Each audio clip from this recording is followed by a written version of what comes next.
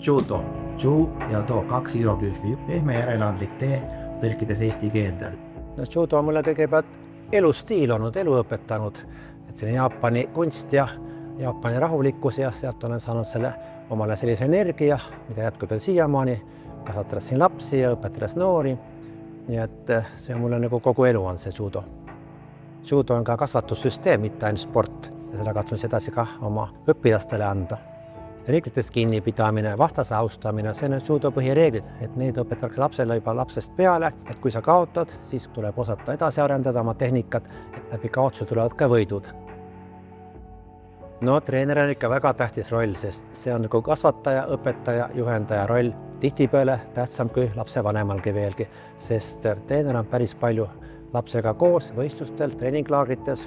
Hea tunne on vaadata, kui noortel, kes on minu juures kunagi harjutanud, täiskasvanu läheb hästi, kes on ärimehed, kes on poliitikud näiteks ja kes on kuskil väljamaal õppinud, kes on nüüd ise treenerid, sest Tartus enamik treenerid, kes praegu tegutsevad, on ju kõik minu kunagised õpilased.